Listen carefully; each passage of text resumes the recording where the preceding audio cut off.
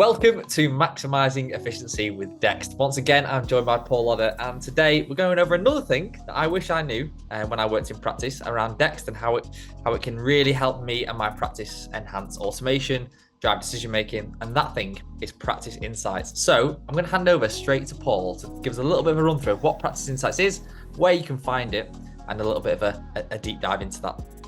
Perfect, thank you, Max. Let me share my screen. So Practice Insights, which is currently available to our advanced users, provides some real high-level information that can really make a difference when you're looking at capacity, when you're looking at automation, when you're dealing with team members who may be off sick, things like that.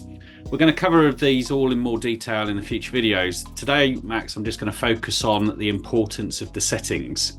The settings for Practice Insights make such a huge difference to all of the data visuals that we provide on the previous screens, because it all feeds into the filters.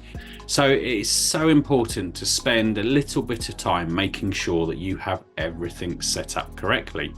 And what we can see here is there's a couple of key areas that are important that you need to make sure that you have correctly have in place. So the first one is manage by.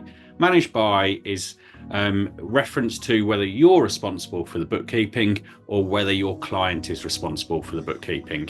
If you're responsible, you put it down as practice. If the client's responsible, you just mark it as client. What you can see very quickly is if it is the client, the bookkeeping frequency disappears.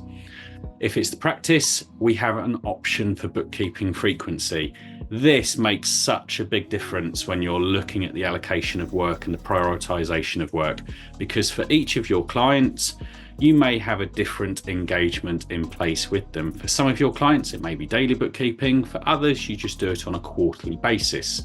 So really important to select the bookkeeping frequency where you are responsible. You've then got the opportunity to tag who is ultimately responsible or accountable for this client. So this is where, in the past, I would put the partner in charge, the engagement partner, and the engagement manager. Everyone may be slightly different on that as well. You've then got your colleagues, which will all be set up as users, but you can also allocate your colleagues to offices. Doesn't necessarily need to be an office. It could be you're using pods within your firm, but it's just another layer of reporting that can be used as well. And all of that can be set up with your team here. So my team location, and you can add as many locations or offices or pods as you need.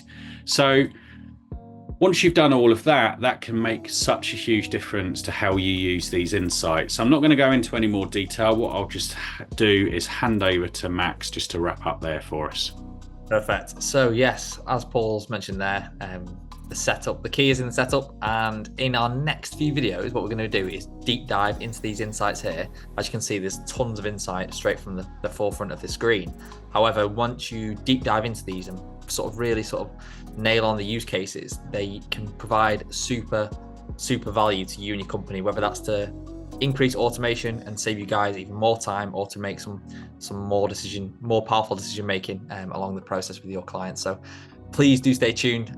We promise this is an insight that, it's definitely an insight that I didn't use in practice, and it's something that would have massively helped me. So please do stay tuned, and me and Paul will be back later this week to deep dive into these practice insights and help drive some more value for you guys. So I'll speak to you soon. Thank you.